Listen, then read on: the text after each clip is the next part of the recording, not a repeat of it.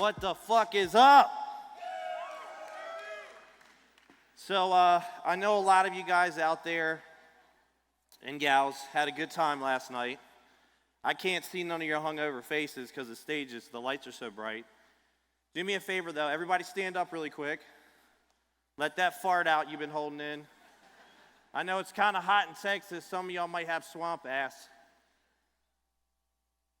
Do me a favor, give me your loudest Ric Flair. Woo! Thank you guys. So for those of you that don't know me, I do a lot of shit. You can sit down now, sorry. I do a lot of shit. I run a bunch of real estate companies. We do about $500 million in real estate a year. Run 19 plus companies, thousands of doors, all kinds of crazy shit. While I was standing in the hallway here for them to call me on stage, I created 3 businesses. I also run within Apex, I run a group called Apex Investors that focus on investing in real estate. So I do a lot of shit. And a lot of people always ask me how I did it. So today, what I want to give you guys is the foundational system of how I did it. You guys okay with that? The other thing is, because I can't see you guys, like I want some Ric Flair woos, I want some fucking stone cold hell yes. Like I want some interaction today. I want to fucking raise this temperature and this energy in this room. You guys okay with that? Okay, the other thing too is my grandmother has figured out how to use Facebook, so I'm trying not to drop the F-bomb as much as I used to. So if you guys could just do me a favor and count my F-bombs, so if I let one out, just yell out 1 or 2 or 3 or whatever it is. I'm gonna try to keep it to like 5 or 6 if I can. Are we cool with that? All right, let's fucking go. So, God damn it. Full disclosure, this is what I looked like before I did all that shit I just talked to you guys about. Here's the great thing about money though. I lost all my hair and Dr. Spinoza, he helped me buy some more. So that's the great thing about money. Before I get started, what I want you guys to know and understand though is no one gets a pass. No one gets a pass. The reason why I say that is because the odds that are against me, the odds that are against people like Wes Watson, people like Jose, one of my best friends, people like Ryan, we're not supposed to be here. But what Fat Joe said yesterday that gave me chills, the DNA of a winner, we're gonna figure out how to win. It doesn't matter. It doesn't matter the odds. We're gonna figure out how to win. A couple housekeeping items too before we get into this. Everybody, can you do me a favor? Stay off your phone, stay off your laptop. I don't care if you take pictures of my presentation or my slides, but I want you to be locked in. Because focus is a superpower.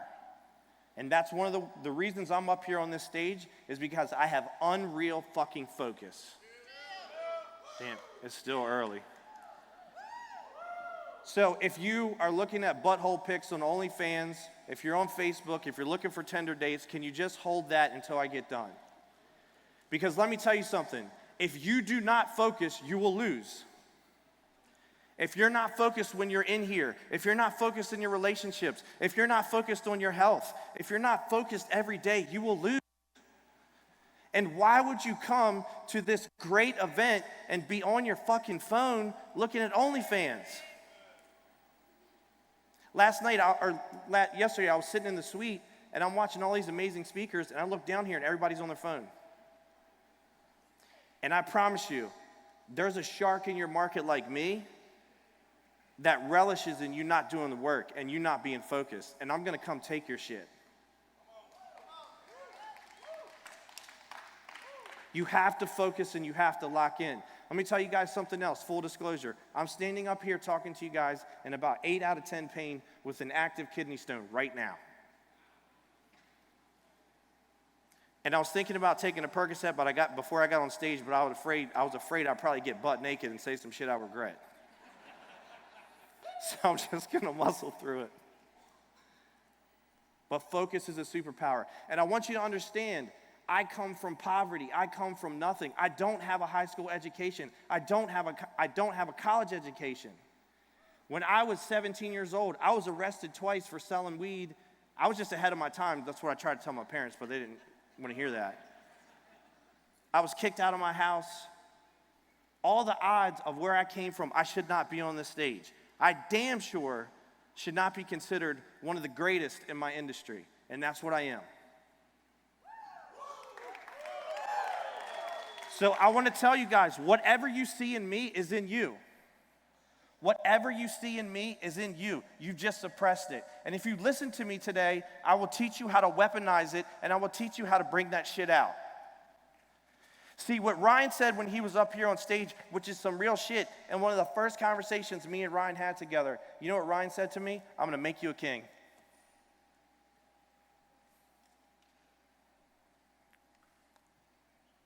And he said, but you got to do me one favor. Whatever, big dog, tell me what you need me to do.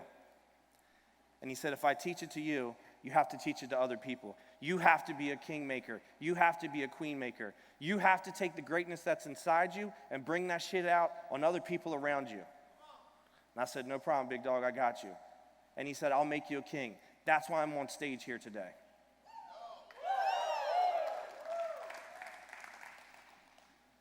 Focus is a what? Everybody wants a life hack. Everybody wants a work hack. Everybody wants the easy route. You just got to get focused. When you have unreal focus dialed in any direction, it is a game changer in your life. I'm going to take you guys to a little bit of a dark place today, but it's so important for the rest of this talk. Everybody do me a favor. Oh, hold on, before I do that. If you guys know me, I have a pretty dark, most of you guys that know me, I have a pretty dark, twisted sense of humor. And I like to have fun. So underneath everyone's chair, I either put shrooms or ayahuasca. So before we get into this, go ahead and reach under. You guys can pop it in so we can get weird. You guys all right with that? All right. Shit, I had to take mine so I could get through this talk with my 8 out of 10 pain. So if I keel over, you guys know what happened. Everybody close your eyes for a second. And I'm going to walk down the aisle and drop acid in your mouth.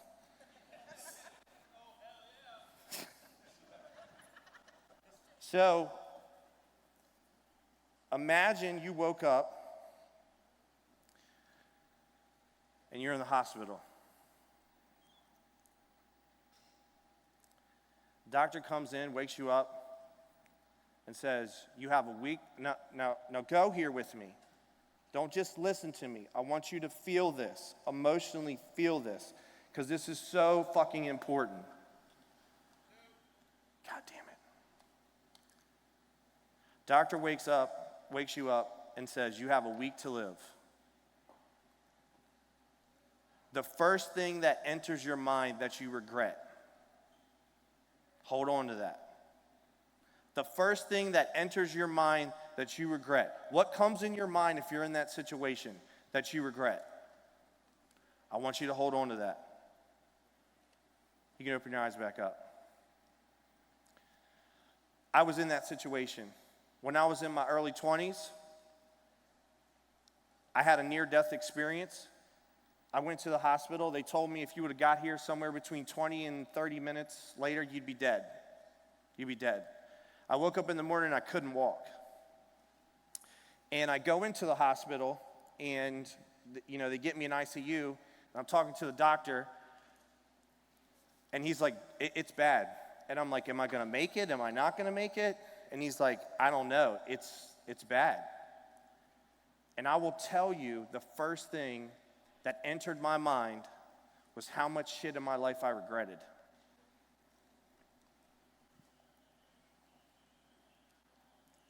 And how much time I wasted on dumb shit.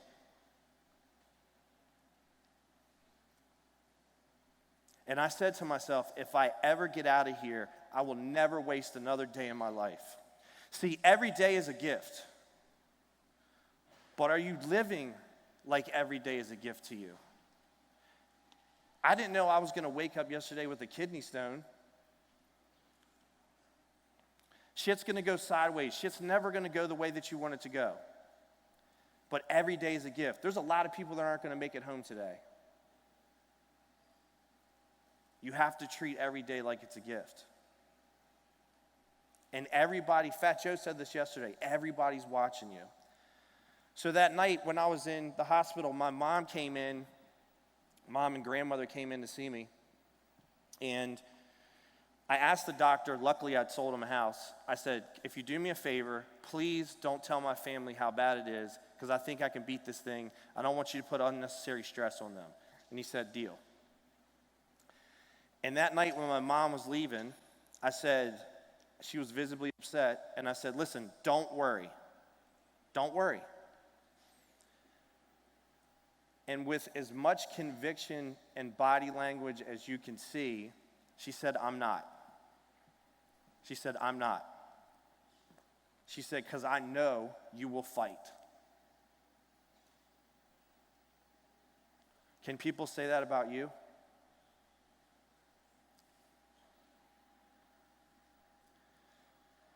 So that night, after my mom left, I said, I got to get out of here. I don't want to die. I'm too young. I have too much life to live. I have too many people that depend on me. And I asked the doctor, how do I get out of here? And he said, and at the time, I couldn't physically walk. I actually couldn't feel my legs. And he said, for you to get out of here, you have to walk from your bed to the bathroom. And I said, oh, I'll be able to do that. And he laughed at me, and he said, damn, how much morphine did they give you? I was like, well, you guys got any of them shrooms? And he said, you have to, and he said, it won't be anytime soon. I went into the hospital on a Friday. I walked on Monday.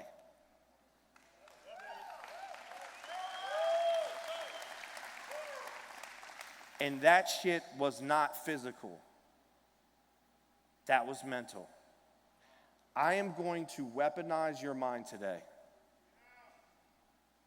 Because that's why I am where I am. Because I've weaponized mine. Now, I was in the best physical shape of my life, and what the doctors told me wholeheartedly was, you will never physically be able to work out again. You will never be able to go to the gym. That's one thing you will be stuck with.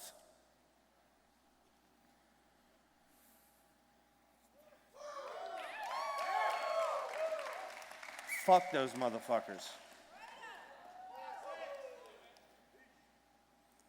This was right after. Anybody do the workout with Chris Izzo? I was deciding, do I want to throw up, die, or just pack it all in? But I'm showing you this because 4 of the leading experts in the United States on autoimmune told me there's no way I could physically work out for the rest of my life. And I'm in the best physical shape I've ever been. I went to the gym last night and 8 out of 10 pain with a kidney stone.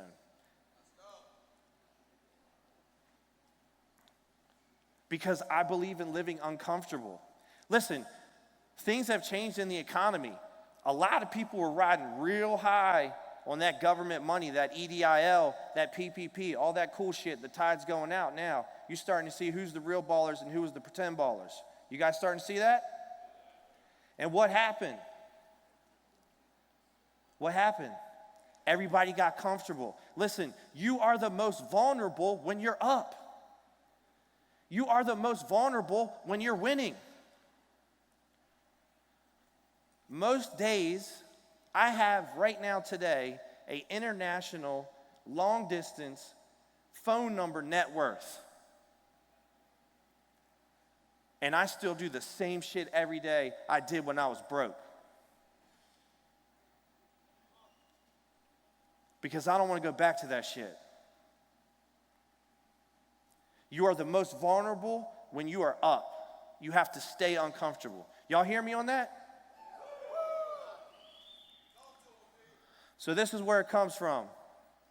You are wired as a human being, if you've ever heard me speak before, for 2 responses. That's your fight or your flight. Today, I'm going to teach you how to dial your fight in.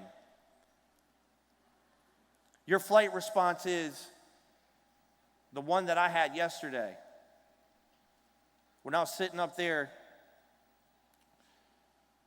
the guy who runs all my recruiting is also an MMA fighter. He's here with me. And I said, man, I still got to go to the gym today. but the little bitch voice in my head said, you have a kidney stone, you're in pain, you don't need to go to the gym. You guys ever have that little bitch voice talk to you? Let me hear you. Do you? Don't be a little bitch. Turn that shit off. If you want to eat fast food, how many fast food restaurants are out there? If you don't want to go to the gym, you don't have to go to the gym. If you don't want to do the hard shit, we are conditioned that we don't have to do the hard shit anymore. That's your flight response. See, when we were 90-pound weaklings on this earth, our fight response was so good that we could go into the jungle and kill an animal to feed our family. You guys follow me on that?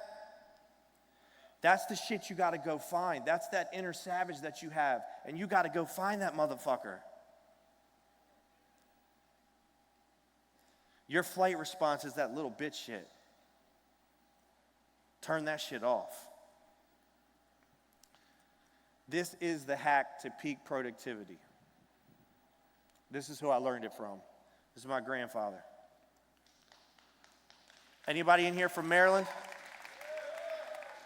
See, he's got a Ravens hat on.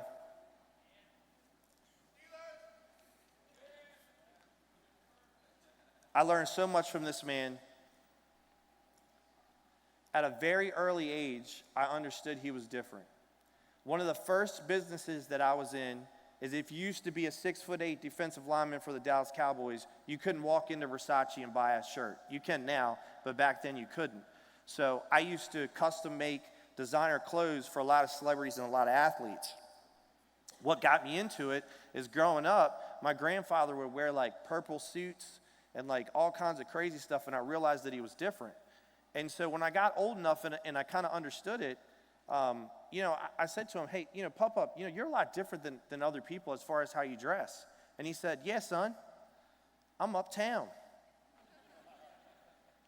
And him and I were really, he got me into pro wrestling. His favorite wrestler was Ric Flair. And he would say, yeah, I'm uptown like Ric Flair. So when I got old enough to like understand, like I started dressing different and having a completely different style because I was influenced by my grandfather at an early age. And I used to travel a lot, and I would get these custom clothes made, and I would leave them at my grandparents' house when I was on the road. And I came home Sunday dinner. I'd been on the road. I come home, and I go into the dining room, and my grandfather is sitting down at the dining room table with a 4X Versace shirt on that he found that I left there. And he's like, damn, son. He's like, I really like this. He's like, you think I could have it? I didn't have the heart to tell him that was like a $2,000 shirt. I said, yeah, Papa, you can have it. And that son of a bitch wore that 4X Versace shirt to church. And let me tell you about this man. This was one of the hardest dudes. He was a gentleman, but he was a wartime general, but he was a hard dude. I remember when I was a kid, I was on a roof. He was hanging sheets of plywood. He shot himself in the foot with a nail gun. And I was like, Papa, you just shot yourself in the foot. He said, I know, son, I got 3 sheets to hang. Shut up, keep working. And I was like, you crazy son of a bitch. But what he taught me early was be you and do you. When I started dressing different, when I started talking different, when I started acting different, he said, don't change, be you. Don't change, be you. Because that son of a bitch sure as hell didn't care. And if you look at him right there, he's in hospice, he's got a hat on, he's not in scrubs because he was such a prideful man that that's how he had to be all the time. The other thing that I learned from him that's super important for you, anybody in here been through some traumatic shit in your life? So everybody else is lying, like 3 people? Are you still here? Give yourself a round of applause for that.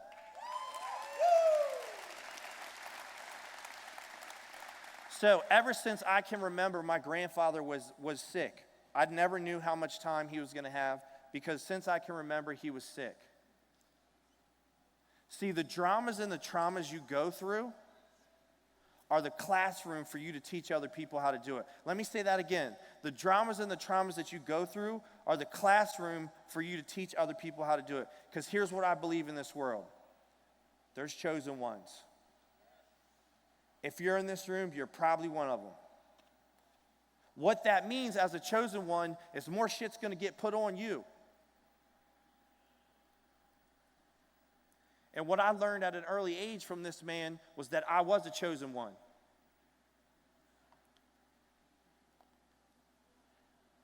And every single day as I got older, I had to make a decision if I had to take him to the hospital or not, because he would never tell you that he was feeling bad.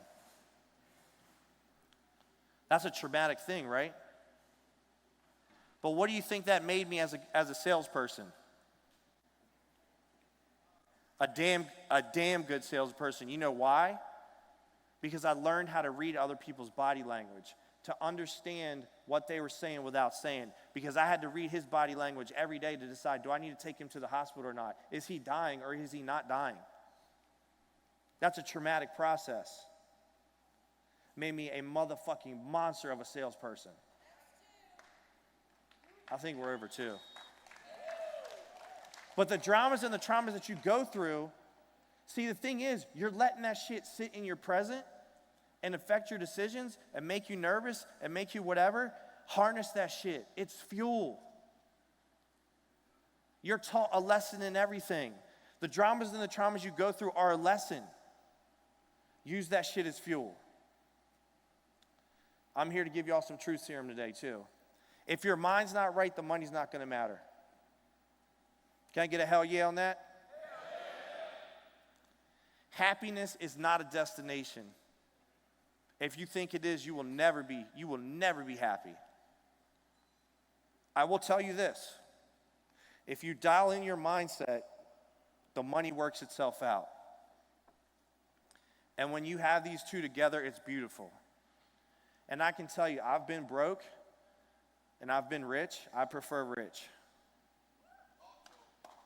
And I can also tell you, when you dial your mindset in right, it's hard to cry on a private jet. I mean, it just is. I'm gonna change the limiting belief right now for you guys. You guys know I'm the real estate gorilla.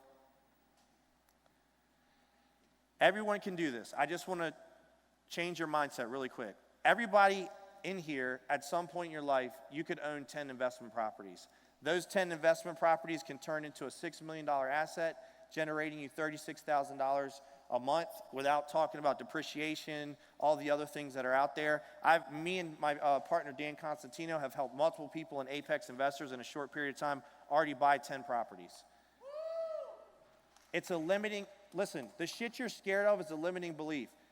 Everybody in here, I don't give a shit. If you work a 9 to 5, I've helped people do this, can own 10 properties. In real estate, time is undefeated. You buy property and you hold it, you will become wealthy. I promise you. Here's a very, very simple way to do it. I don't have time to get into that today, how to do it, but it's not that difficult. Come find me or Dan, come talk to us about it, and we will help you change the game. Everybody in here can own 10 houses and end up with a $6 million asset paying you freaking mailbox money. You hear me on that? Let me ask you guys another question. Are you playing to play? Or are you playing to win? Because there's a big difference. Or are you playing not to lose? Let me tell you something that I learned from my grandfather at an early age. He was one of the best fast pitch softball players in the United States. And even though he was a gentleman, at a couple different softball tournaments, I've seen him beat people up multiple times. Actually, one was at a church function. No bullshit. I remember one of the first times it was like, huge championship game. Now, I was young, so I didn't really understand. And they lost, and of course, at that time, I really was able to read his body language, and I got in the truck with him, and I said, Papa, why are you so upset? And he said, well, and he was a big man, and when he did this, I knew I was in trouble, and I didn't know why I was in trouble. He bent over, because I was really small, and he's like, because we didn't win, son. And I was like, but I thought you played for fun.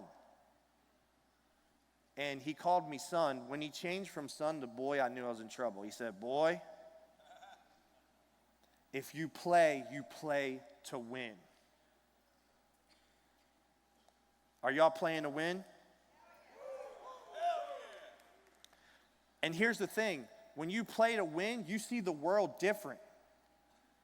If you don't play to win, you're going to miss shit. I saw myself on this stage 3 years ago.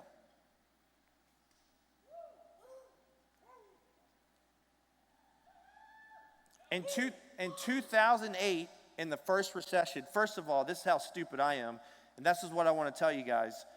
When I tell you that if I do it, you can do it, whatever you see in me is in you, everyone has the greatness in them, you sure as shit do. Who the hell gets their license in 2008? The worst recession this country has ever seen. You got to be a dumb son of a bitch to do that.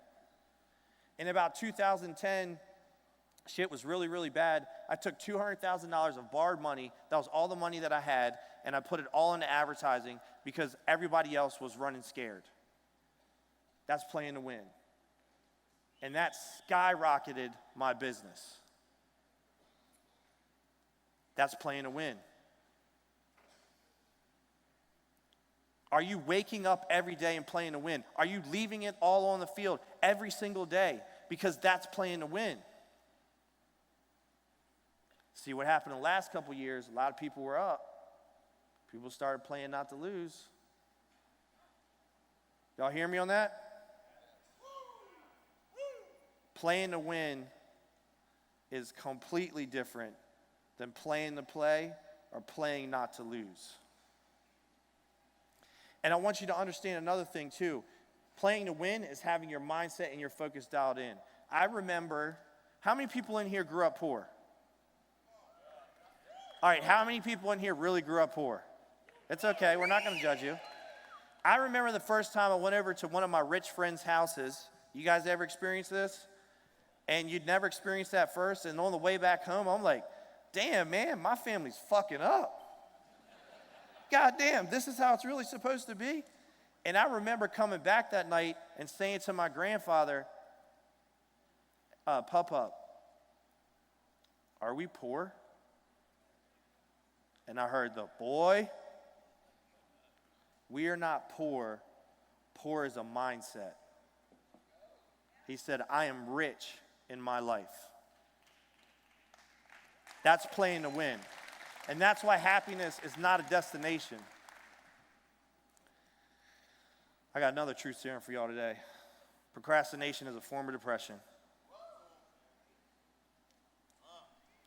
Everything that you want in your life is on the other side of temporary pain. Everything that I have gotten in my life was on the other side of some shit I did not want to do. This morning when I woke up, 10 out of 10 pain, I was like, man, I don't know that I can do it today. The little bitch voice came. I don't know if I got it today. I'm in a lot of pain. And if I pack it in, everybody would understand. But then the other voice came and said, there's people in that audience that one thing that you could say could change their life. And all you got to do is fucking muscle through it for 60 minutes. You could change somebody's life forever. Is that worth the trade-off? You goddamn right it is. But I want you to understand, there's a conversation you need to have. There's a hire you need to make. There's a fire you need to make. There's something you need to do in your life that you are scared to do, and you will win on the other side of that. And here's the thing. If you don't do it, you don't do it. How you do one thing is how you do everything. Hell yeah. So you don't do it, and then what happens? 45 days later, you're in a rut. Anybody ever get in that situation? Get off your routine. Now you're in a rut. Do not fuck around. Procrastination is a form of depression, and it can lead to death. It can lead to suicide. Everything that you want is on the other side of temporary pain. Damn, it got quiet when this slide came up. Coinciding with that is the success you want is the work that you're avoiding. Here's what I want you guys to also understand. Your competitors, when shit gets bad and you're getting hit and shit's going sideways, I get excited. I know I'm a psychopath, but I get excited. You know why I get excited? Because I know the people that compete with me, this is when they will fold. This is when they will pack the shit in because they said it's too hard. Everything that you ever wanted was on the other side of temporary pain. And if you play to win, you're going to experience some pain. But all the shit that you want is on the other side of that. And understand that you're doing it for not just you. You're doing it for your family. You're doing it for your legacy. See, the thing is, what I realized that day when I came home that we were poor. And I realized that no one was coming to save us. And I realized in the lineage of my family, we've been poor from a long time. And I had to be the one to change that. And I woke up one day and I said, I'm going to fucking win.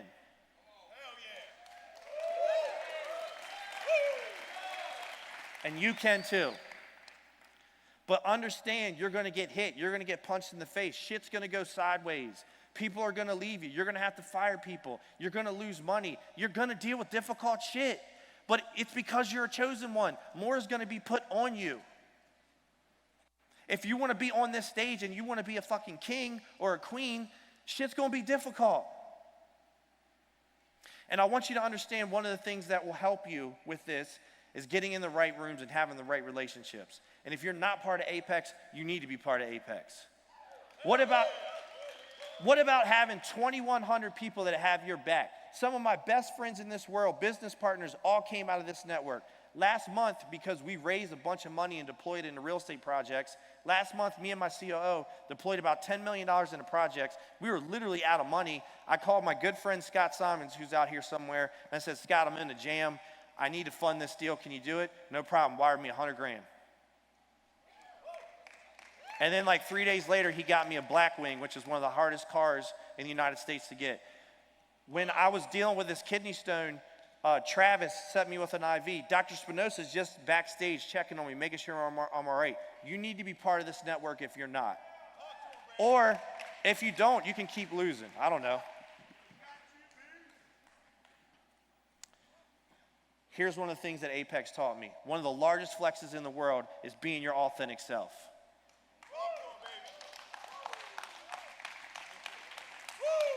For those that know me in this audience, I do not give a fuck. I'll come on stage. Every time I go on stage, I'm going full Ric Flair. And when I watched Ryan speak that day, something changed in me forever. That's why Apex is such a great mastermind to be a part of. Because he walked out on stage and he said, let me tell you guys about the story about the time that me and my friend went half on a prostitute and we flipped a coin to see who's going to go first. And I looked around the room and I said, holy shit, he can't say that. And I was like, fuck, he just did. And he got on stage and he said the wildest shit, but there was so much context behind it and everybody dug it. And I was like, that motherfucker lives his truth. And here's the other thing. What I think about being your authentic self is there's a version of yourself you're supposed to become. There's a person inside of you that you are supposed to meet and you are supposed to become. And you're scared to step into that person. Do me a favor today. Step into him. Yes, sir. Step into him. Find the version of yourself that you're supposed to be and step into it. How many people are scared to step in that person because you're scared to be judged? Damn, y'all got quiet on that one. Listen, you are going to be misunderstood when you step into that person. The great ones are misunderstood. People are going to say, I don't understand it, you're crazy, you're this, you're that, whatever the case is, fuck them, they're broke. When you decide to become the chosen one, you see the world different. You are going to move different, and you have to understand you're going to get some haters. I get haters on my Instagram and shit all the time. The other night, I woke up at 3:30 in the morning, and one of them was on one of my pages and says, well, how could anybody take you seriously with that shirt on? And I said, your girlfriend did.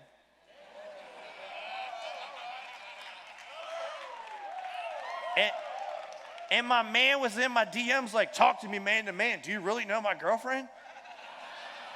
And I was like, no, bro, but it sounds like you're going through some shit. Here's my payment link. You should hop on a coaching call with me. I turned it into a sales conversation. But listen, being your most authentic self, I want you to understand something. How many people in here go to the gym?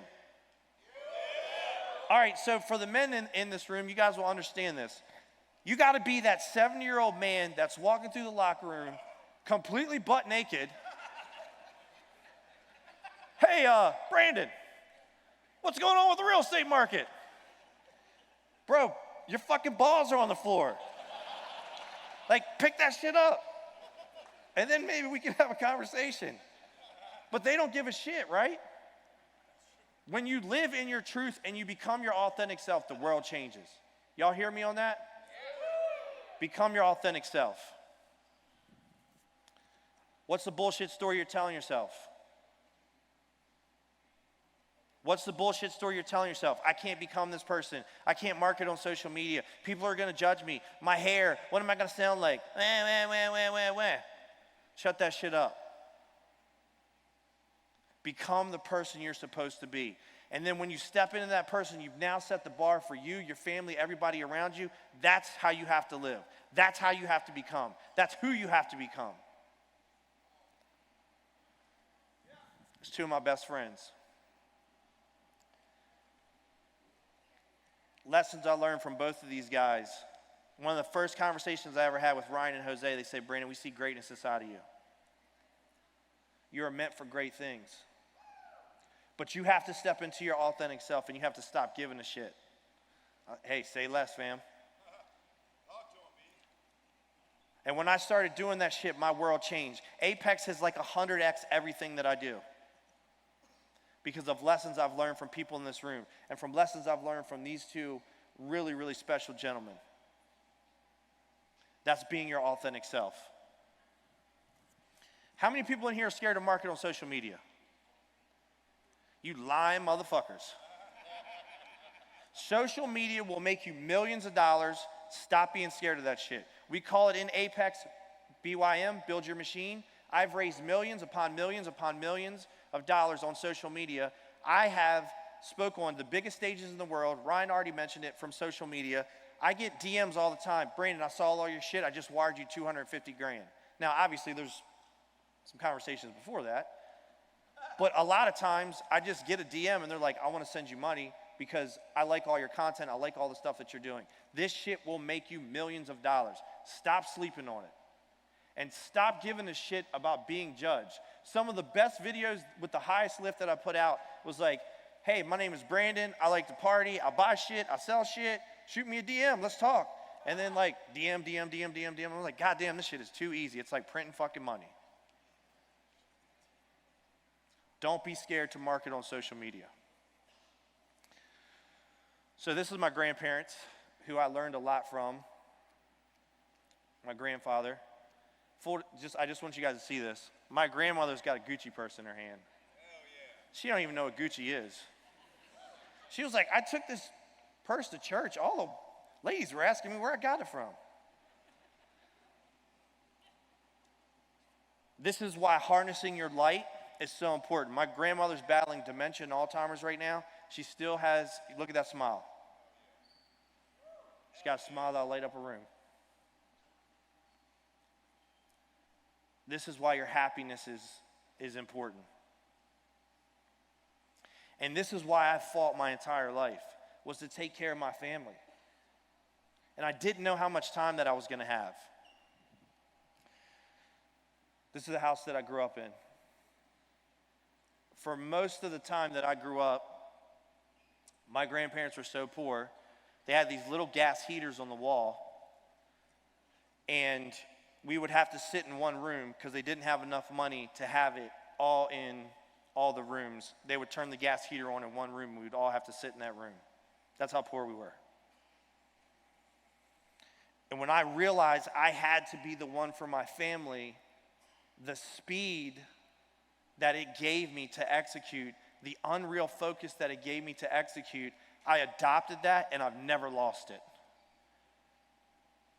And financially, I'm in the best condition I've ever been in my life, and I still do the same shit. I still do the hard shit every single day. You embarrassed where you came from? This is why I showed on stage, because that's where the fuck I came from.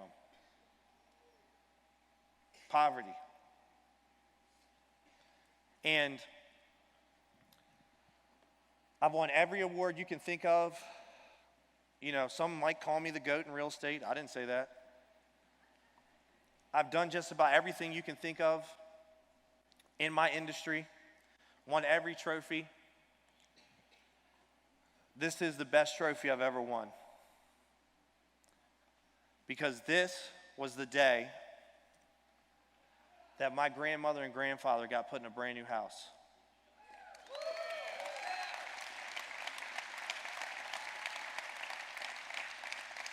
And I wrote them a check that day, and I said, you will never have to work again for as long as you live, and retired them.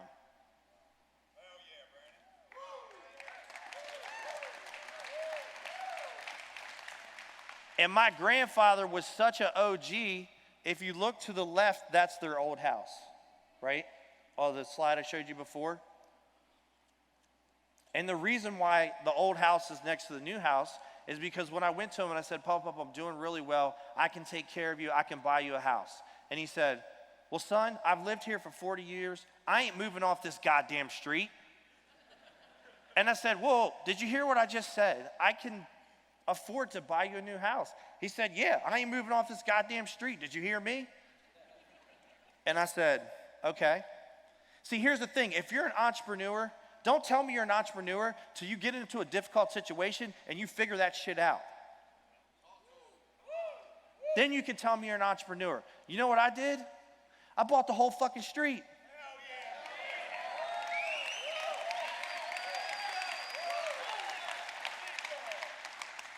And then I moved his ass next door because he wouldn't have moved. And I will tell you guys, I am definitely afraid to speak on stage. I can't have a handheld mic because I shake. That's why I have to have a lapel. This shit makes me so uncomfortable, but I know that I've been given a God-given gift that I have to give you. So I'll suffer through it. And early on, I told my grandfather about this fear, and I was getting ready to go to Vegas to speak. One of the times that I spoke, big crowd, real estate, I'm scared to death, and I go see him before I leave, and we had a conversation, and I didn't know this at the time. Just follow me on this. I did not know this at the time. And he said, you have a story to tell, you have to go tell it. And then the other thing, I want you to think about this as a parent and a grandparent. The other thing he said to me was, you became the man that I never did. Think about that as a parent and a grandparent. And he said, you have broken the financial curse of our family. And I'm so proud of you.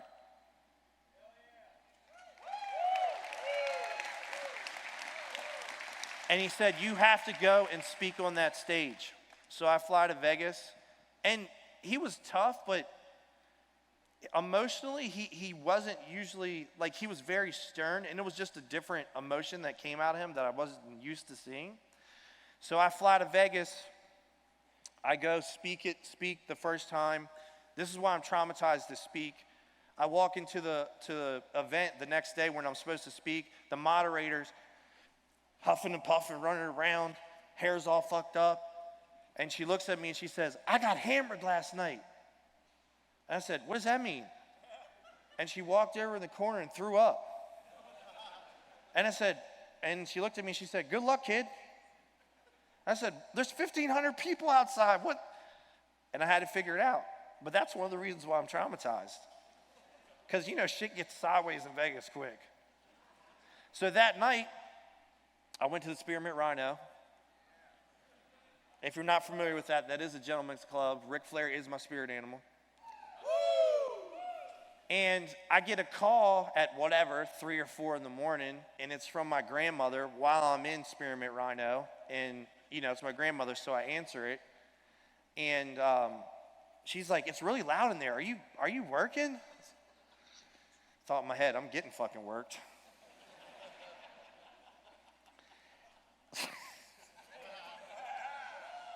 That was an expensive night. But I heard a tone in her voice that I had never heard before, and she said, it's bad. It's bad. You need to come home. And I was hammered drunk. You want to talk about unreal focus? I had to figure out getting my ass from the Spearmint Rhino all the way to Maryland to get home. It was like a 6 or 7 hour journey. I get all the way to hospice. Before that, I said to her, let me talk to him. Can I talk to my grandfather? And she said, no, because he's unconscious. And I said, well, just tell him that I'm coming. So 6, 7 hours later, I get there. He's unconscious. I walk in the room. She tells him, Brandon's here. I shit you guys not. He wakes up for about 1 minute and 30 seconds. Doesn't speak. Grabs my hand, squeezes it.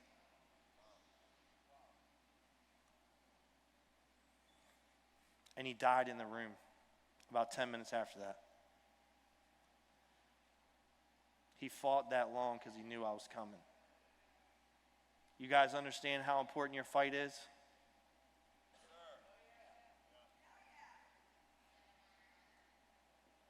Think about that for a second. And then, of course, it wouldn't be him if he didn't leave me with a gift. So 2 days later, I get a call from my aunt, and she said, hey, he amended his will a couple days before he died. So you remember I told you the story about me going to Vegas and what he said to me? He knew he was going to die. And the reason why he knew he was going to die, because he had finally let go, because he knew that I had taken the legacy of our family and I changed it forever, and he no longer had to worry about or be the provider. That's some beautiful fucking shit.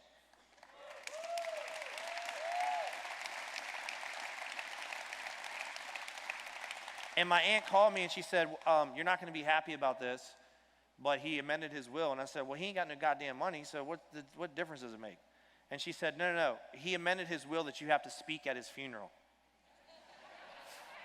And I said, that son of a bitch. But the last thing he left me with was the lesson in overcoming my fear. And at his funeral, although I was super upset, I couldn't help but laugh.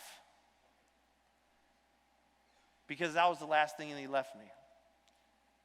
Everyone in this room, you have greatness.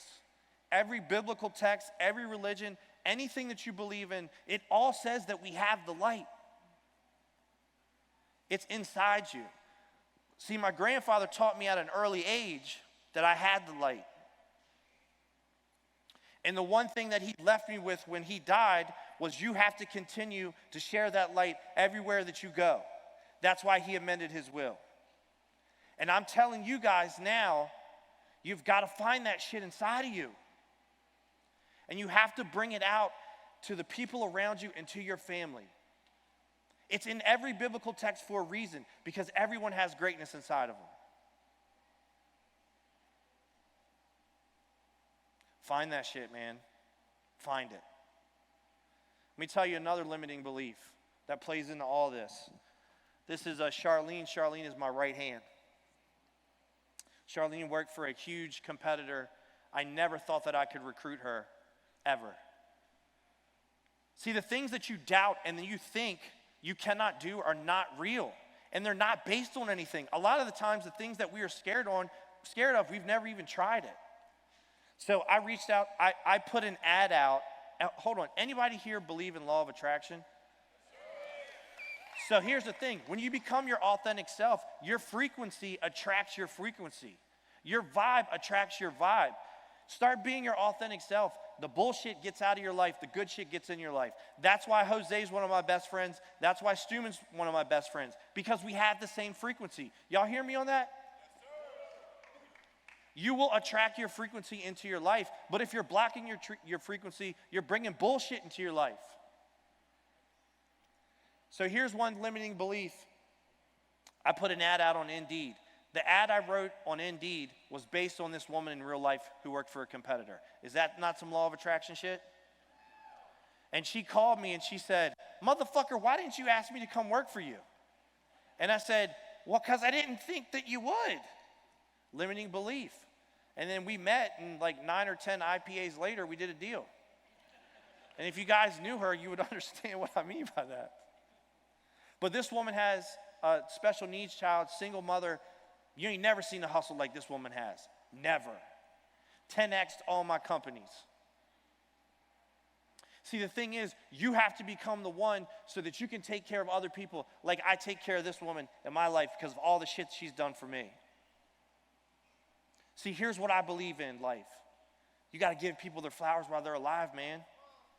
Why do we give people flowers when they die? Give it to them while they're alive. Dude, Ryan and I and Jose, we have conversations all the time. Do you know how many times we have a conversation at the end of it, one of us tells each other that we love them? Because what if it's the last time I talk to them? Give people their flowers while they're alive, especially the people that go above and beyond for you. So I want to show you guys something cool that I was able to do recently, where I was able to give somebody their flowers. If you guys could cue up that video for me real quick. Here's another thing. Give people their flowers while they're alive. That's what I did for my grandparents. Celebrate people's lives while they're here.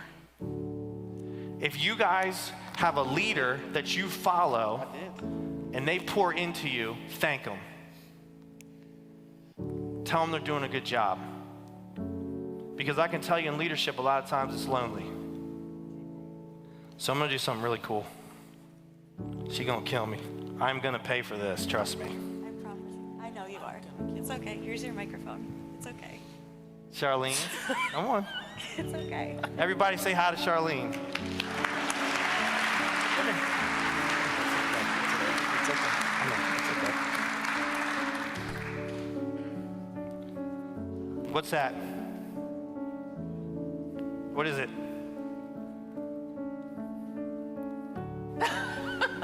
What is it? House. That's my house. An old car. Yeah. So this woman does everything in the world for me, never complains, has 50x'd all my companies. The other day I asked her to help me with another business, and I was like, I'm gonna have to pay you more money.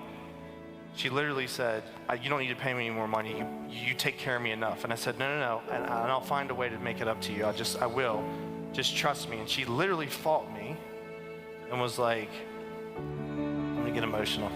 She literally fought me and said, no, you can't pay me any more money, you already take good care of me. I said, I'll find a way. So, as of today, you will never make another house payment in your life.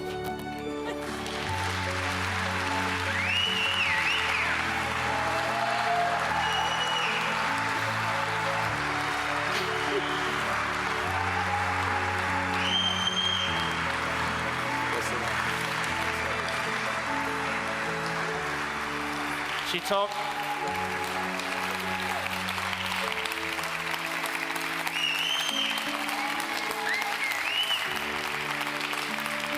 told me she loved me, but she told me she gonna kill me. So last year I said, in a world full of Karens, be a gorilla. In a world full of Karens, be a fucking Charlene.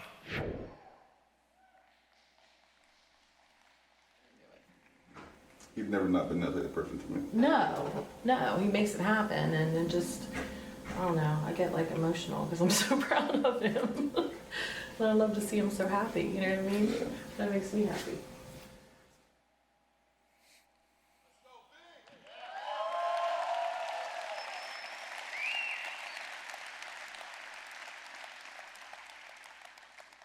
So, I got some cars, I got some houses, I got some Ric Flair jewelry. All that shit is cool. That's way fucking cooler.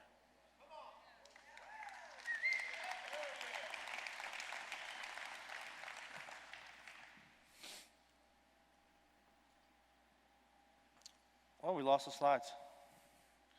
Listen, I told you everything goes wrong every time I speak. Something's going to go wrong, at least at some point. I know it. You know, kidney stone wouldn't be enough.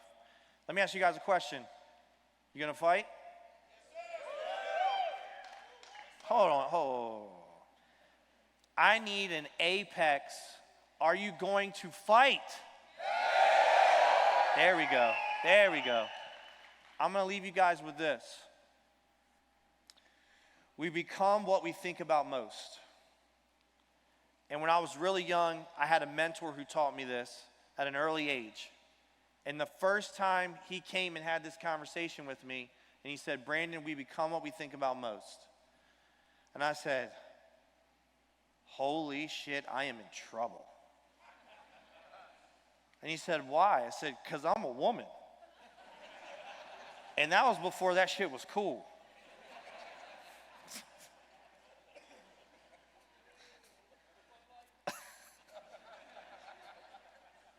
But we become what we think about most. If you want to be your authentic self, you will. If you have a limiting belief of, I don't want to join Apex because it's an expense, then you won't. And then someone walks in this room like me and levels the fuck up and makes 7, 8 figures off the relationships and the shit that we do in here because of what I think about. You understand what I'm saying? You got to break that mindset that you have. You become what you think about most. If you want to be the best at what you do, roofing, solar, real estate, whatever it is, you will be. If that's what you think about. If you think about playing to win every single day and playing all out and leaving it on the field, that's what the fuck you will become. If you think negative, you'll just become another little bitch. We become what we think about most. So ask yourself a question. What will you become? And it's not just for you. It's for your family. It's for the people that you love. The reason why I showed this to you is because I hope one of y'all gets inspired to do some shit like this. Because if all of us in this room get inspired, the butterfly effect that we have of this beautiful organization as Apex, we can really change some shit and put a dent in some shit. Y'all hear me on that? But it starts with what you think about, and you become what you think about the most. Remember in the beginning when I said to you, in your mind, what did you regret the most? That's the thing you got to go fix today. Because subconsciously, that's what you think about most right now. And I got to change that shit. I got to change it for you. The biggest regret that you had when we talked about it earlier, I want you to go back and I want you to feel that shit. And when you go home, I want you to look in the mirror and become that motherfucker you need to become. And that shit that's in your head that you're regretting, you need to change that shit. And starting today, you need to start working on that and changing that because you become what you think about most.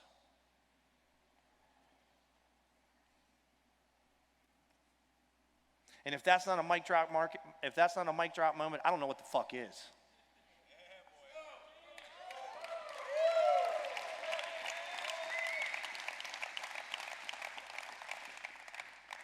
And the shit you're scared of, you can overcome. I literally might collapse from pain when I get out of here, but I didn't feel any pain when I was up here.